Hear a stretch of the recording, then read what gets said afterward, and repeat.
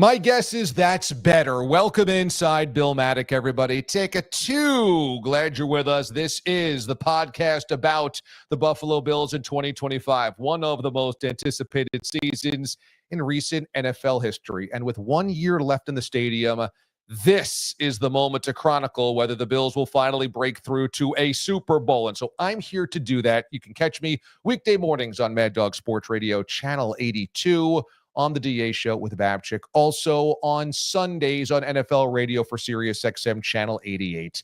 Nothing is synonymous with the 90s more than the Buffalo Bills, which is why we have this vibe, this theme around here in honoring the cool of the 90s, the glory years of the 90s, and the modern quest for a ring here for the Buffalo Bills. Send us your comments in any of the chat platforms that you have, Twitter, Instagram, YouTube. It's all there. I'll get to those a little bit later on in the show. What we always do is we begin with your good. And the good is that the Bills looked way better than they did last week, which was a complete loss. It's time for the shouts of the day. Okay, let's do the shouts of the day. These would be the type of things that you need to see, that you want to see, that certainly Sean McDermott wanted to see going into this game. And there was the need for that after the disaster that was the Bears.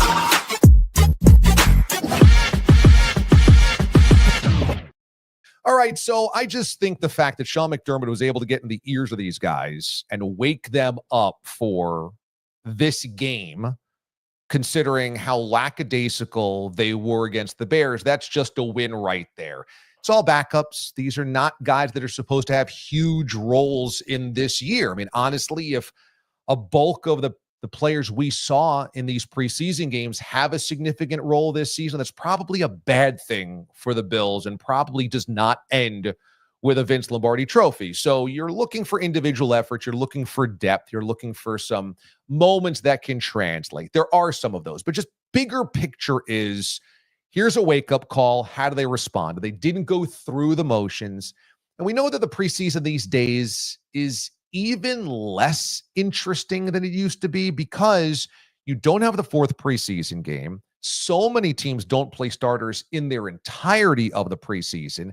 And the final preseason game is still week plus away from the opening weekend of the NFL. I mean, if you think about this, we've got all of next week to go without any football action. And then the following week, we kick things off with a Thursday nighter, Eagles and Cowboys. But the Bills don't play until the end of that weekend. So you're still talking about 2 more full weeks without football. So it creates this slog of what are we really paying attention to?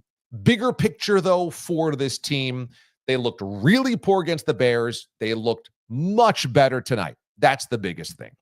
The second biggest thing is your individual efforts. And Tyrell Shavers gets the game ball for that one-handed catch and getting 2 feet in bounds. And a guy that was an undrafted kid a couple of years ago, just trying to make the squad, has an exclamation point. And that's kind of where the magic of the preseason can happen, the exclamation point. And so Shavers had that. You got to give him a lot of love for that. And I think he made a very important case, solid case. Keep me on this team for depth purposes. I can catch the ball. I can make something happen. And the team loves him. So that's always a good thing, too, when you're trying to build on the culture that's already there. Another young guy that is going to make this team and certainly needed a bounce back was Joe Andreessen. You know, Buffalo Joe has been one of the stars of Hard Knocks. You know, he struggled like the rest of the defense in making plays and being in the right spot at the right time against the Bears tonight. Much better. He sniffed out a screen and forced a 2nd and long. Good open field tackling a couple of times. One set up a 3rd and 10. One was on slippery Tez Johnson, so you like to see that as well. I also thought just seeing the defense get off the field early and forcing a punt was just important after what we saw last week when they were just sliced and diced by Caleb and Ben Johnson and the Bears offense. So just getting off the field early, that was a real nice part of this game, knowing that they were coming off just an egregious mess of a defensive effort last week. Look, I don't think you have to go much farther down the list before you get to a guy that just seems like he's going to be in the middle of this defensive line rotation and make plays, and that's young Deon Walker. That's just a big boy that's got athleticism. He's got juice. He's got the big man play to blow up the backfield on one tackle for a loss. He's also got that tremendous push up the middle for the sack early in the game as well. Walker made plays. That's a body mover. That's a people mover. So that seems to be a really nice young piece of the defensive line puzzle for the Bills. You gotta love seeing Deon Walker. And he got rave reviews in camp throughout the month. So now seeing it translate also on the field, that's really good. Also, let's face it, Cole Bishop has been a big question mark. The Bills want more from him, and I think he had to have a good game tonight, and I think he did. Bishop is the type of playmaker that you want to know is comfortable in understanding what his role is, but also letting his natural instincts go out there and make plays. I thought we saw a good effort from Bishop over the course of the night, including a big hit explosion through the receiver, forcing the incomplete pass early. You like to see it. You know, the Zach Davidson punt also is one of those magical preseason moments. A tight end is punting, and it's a 62-yarder. I mean, secret weapon. I don't know how you can implement this because you're not going to save that roster spot for him to be the punter. You got to have a real punter out there. But there was something that was quite magical about this. And in a pinch, somehow, some way, you know, you've got a guy on the roster that can do more than what the position normally entails. The guy boots a 60-yard punt. Pretty amazing stuff. Frank Gore Jr. is just the type of guy that I think any team would want. And I think Gore's got to feel really good that he landed with the Bills, because the Bills have this ability to really help a kid grow. And you can just tell Frank Gore has the desire of his dad. He doesn't have the size. He might not have the athletic composition, but boy, does he have the want. And Frank Gore made a living out of want. So to see his kid out there doing the same thing with, you know, a much less overwhelming physical package is really cool. And that's, again, one of those stories that any team would love to have that guy. And he made plays throughout the night, throughout the preseason. He just made plays. I have a couple of notes here highlighted that, you know, Frank Gore Jr. not only can run over you, he can make guys miss. And every time you see him with the ball, you go, that guy just shows. He just shows on film. That guy just shows on film consistently. So that was really cool. Dane Jackson had a couple of good plays, although played late into this game, so maybe there's not enough film on him. That's an interesting question going into Final Cut Day. And you know what? Shane Buechele really ran a pretty good offense today. Now, I don't know what they're going to decide to do with the quarterback room. You know, the race was QB2, and you would imagine the loser of QB2 automatically is QB3. How many do you carry? Who ends up on the practice squad? Who gets the bulk of the reps on practice squad? But Shane Buechele, you know, he ran the offense really well. He really ran the offense really well tonight, and I thought that was some decent compliments to the chef, because Buechele is battling for a job in this league and looked competent and at times looked good in terms of this game against the Tampa Bay Buccaneers. That's pretty impressive, I'd say. All right, it can't always be good. Obviously, there's some bad, and it is time for the hard knocks piece of this puzzle.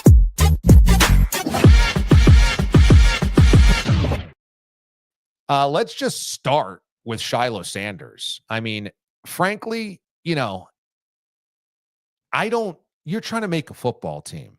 And I know that you don't like being blocked all the way downfield, and everybody's frustrated, you know, when the defense is getting gashed, and you're trying to have the fire and the fight and all of that. But how stupid, this is the hat trick of stupidity for Shilo Sanders, who, by the way, is Deion Sanders' son, the less famous son who's playing football as a rookie in the NFL. Shilo takes a swing at a guy with a helmet on. I mean, dude, you're going to break a finger, you're going to break a hand, you're going to get your finger caught in the face mask. There's only bad things that can happen. The moment you start swinging at a guy with a helmet, you lose. You absolutely lose. That's the first thing. He's very lucky not to get injured, and we don't even know if he did get injured. Number two, you pick up the penalty, unnecessary roughness, right? And so that's pure stupidity as well. You're trying to make a team. You let your hot head get the best of you. You could nearly injure yourself, and you're also costing your team a first down or a stop in 15 yards, etc. You also then get kicked out of the game. So now you can't recoup, you can't rebound for making the mistake. And then on top of it, as you go to the sideline, your head coach, Todd Bowles, reams you out. Shilo Sanders, it's not a Bills thing, but it was one of the more clownish moments of the preseason. Just kind of like everything right there is wrong as a professional trying to make a football team.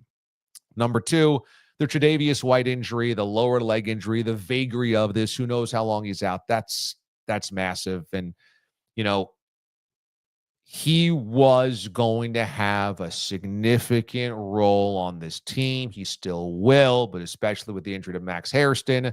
So now that thing hangs over the Buffalo Bills going into week number one.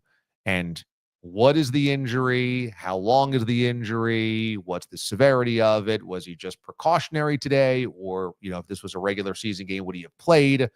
All important questions to be asking. How about the ref bobbling the spot at the end of the half? I mean, come on.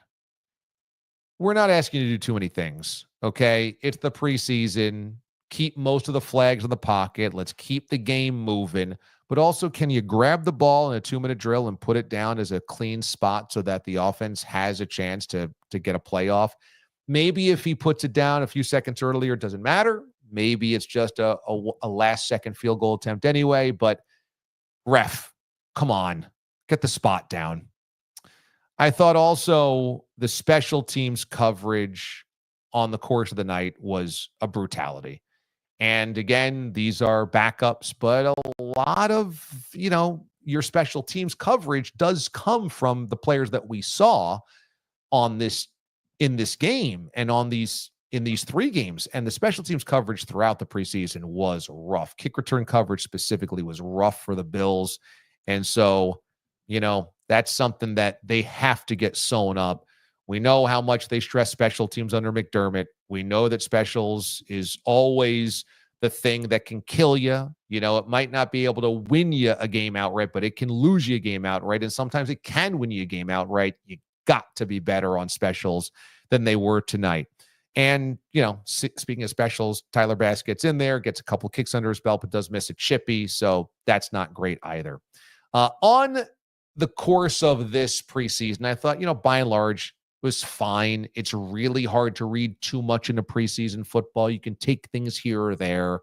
But if you're a Bills fan and you're watching these three games, the second game was an utter disaster, an absolute utter disaster. But the sandwich around them was pretty earnest effort, pretty solid effort, things to tweak, things to work on. But the fact that their best effort was the third effort, and their best effort followed their worst effort, I think that's a good thing for the Bills coming out of the 2025 preseason. We always have something a little larger here, in fact, as well, because when you believe in the Bills that this could be the year, there has to be part that's a little mystical. It can't just be X's and O's because there's been so much heartache for so long. There has to be a little something else. That's why each and every episode, we also honor the Buffalo.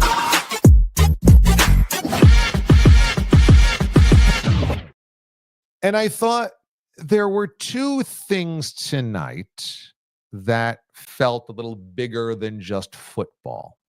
And that's what my eyes are always looking for.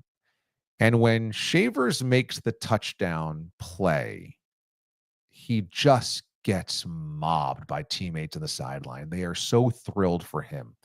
And I've talked about this before. I think it's really important in the NFL to have, especially when you've had a lot of winning, which the Bills have, despite no appearance in a Super Bowl, to have guys that are feel-good stories. I think that's really important because you can get a little numb to winning. You can expect to win when you've won a lot. You can look past opponents. You can look down on the schedule. If you are a starting player for the Buffalo Bills, you know that this season's defined in January, not in September, October, November. You need guys like a Jimmy Charlo. You need guys like a Tyrell Shavers. You need guys like a Frank Gore Jr., where all of the players around the veterans are rooting for that guy. Because when that guy makes the team, that guy brings a different level of juice, intensity, hype that sometimes players that can take things for granted or been doing it for a long time need. You got to change it up just a little bit, have reasons for guys to still be fired up. So I think the Shavers and seeing the Bills teammates respond to him, that I thought was really cool. And I think there's something to be said. It's not all roses and gumdrops in Buffalo. Let's face it. There's reasons they've lost to the Chiefs each and every time. There's reasons they haven't been able to break through. There's plenty of things that, you have to be realistic about. But one of the things that Bean and McDermott have done better, or as well as almost anybody in the league, is creating an expectation consistency. Okay. We're not allowed to have the down year. There isn't a 10-7, let alone an 8-9. Everybody's expected to execute consistently, and every year must be up to snuff. And in doing so, they've created, I think, a culture where guys can come in, they see what it's all about, they're coached well, they're put in the right spots, and then the train kind of keeps moving. The conveyor line keeps moving. And so one guy out, one guy in, one guy injured, one guy in, one guy retires, one guy drafted, etc. On and on and on. And so I think that vibe that you see, guys rallying for one another in real emotional form, is a really positive thing that we saw with Shavers. I thought also you saw a little bit of that when Latu gets the play down the sideline and he hurdles a defender, and there's three guys on the sideline tapping him on the helmet. That's a guy, again, fighting for a job, and other players are rallying around him. And we got a good sense of this in Hard Knocks. I know that Hard Knocks is not what it once was because we have so much access to so many sports teams now that Hard Knocks feels a little passé. It was groundbreaking 25 years ago, but today, at the same time, there's such an artistry to what NFL Films does.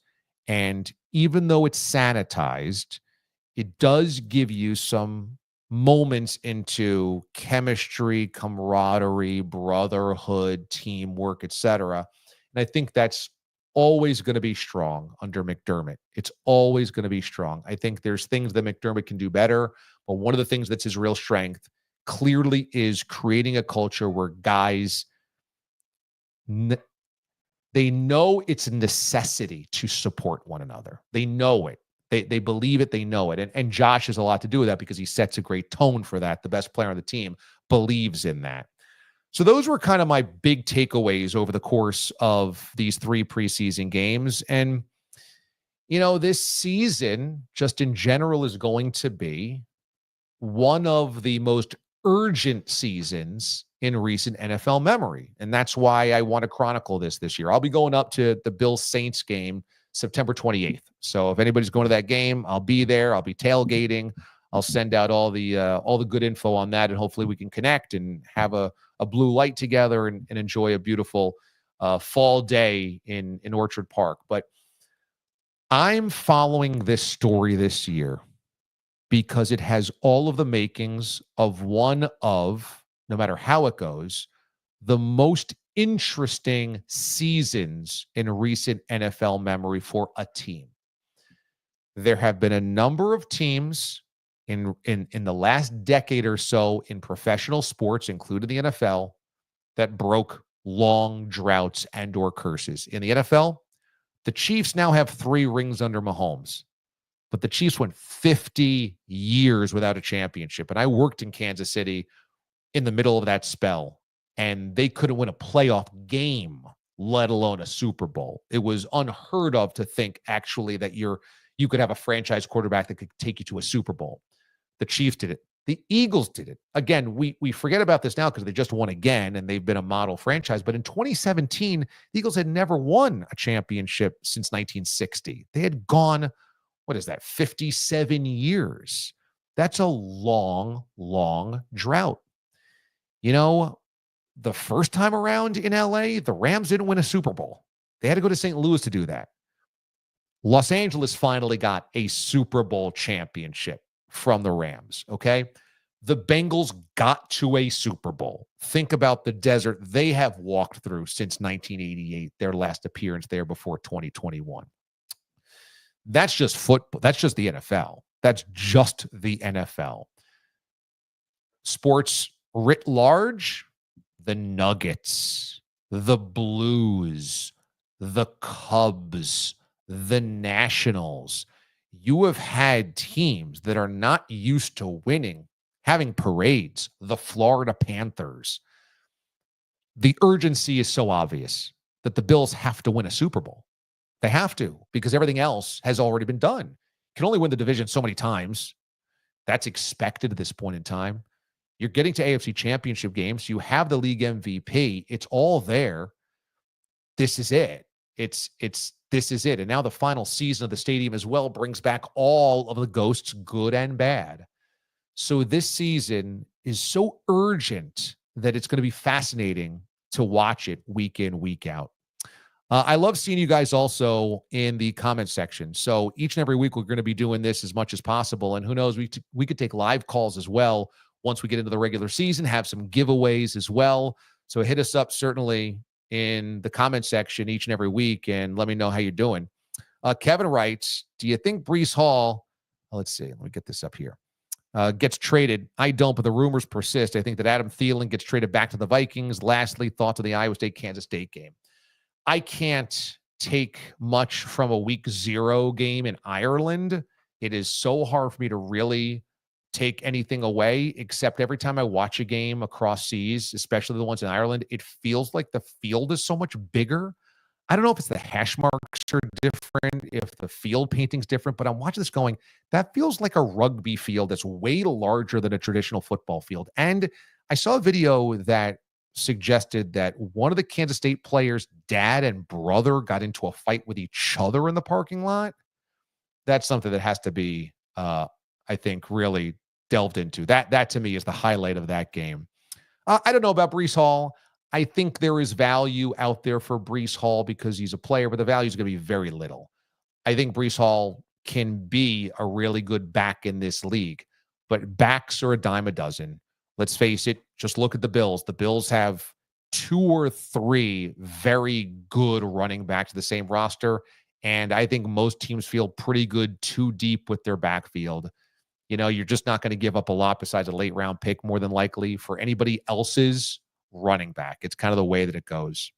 And Jack writes in here as well in the comments about Josh Allen. And he says, what's your take on Josh Allen not playing at all in the preseason? It is a dance with the devil in the preseason with your starting quarterback. Would you like to believe that the starting quarterback doesn't need any reps and can walk onto the field week 1 and be midseason form? Yeah, you'd like to believe that. Is it realistic? Maybe for a guy like Josh, maybe for a guy like Lamar or Mahomes, but there's probably going to be some rust. Now, he's looked good in training camp and looked good in split squad scrimmages and intra-squad scrimmages and joint practices. So I don't doubt that Josh is going to be really good. Could we see rust early in the season? Could we see a few things that look like he could have helped himself by playing? Perhaps. But then you see the other end of the spectrum, which is Joe Burrow running for his life in a preseason game going, yeah, right. Why would we ever risk that? I mean, it's like, I know the Bengals don't want to get off to a slow start yet again. At the same time, when you're seeing Joe Burrow run for his life 15 yards backfield and get sandwiched by 3 defenders landing on his shoulder, you're like, why would you ever put a starting quarterback in the preseason? Why would just one play and that's all it takes to ruin your whole life? Like, that's the season. So the Bills played it right. You don't need to risk it. Josh is good enough. He doesn't need the reps. Could it mean there's a rust in week one? Sure, but it is a small price to pay to know that you never have to sweat that Josh is going to get injured in a preseason game. So that's going to do it for us on this episode of Bill Matic. I will be with you next weekend, deep into the night. Well, opening weekend. So in 2 weeks, deep into the night, following the Bills opener against the Ravens. So catch us here on all social media channels. If you're on YouTube, make sure you're subscribed to the channel. Okay, that way you get notified when we go live. So make sure you are subscribed to the channel. Click on this button below me or the button above me. Just make sure you are a sub to the channel. That way you will see when Bill Matic goes live after Bills games. We're also on Twitter. We're also on Instagram Live as well. All right, everybody. Have a great one. That's the preseason. We'll continue getting through this next 2 weeks together. I'll see you coming up here on Sunday night with my live show, Watch DA Live on Sunday night, recapping the entire weekend in sports and the NFL preseason. All right, so that's how we're going to do it.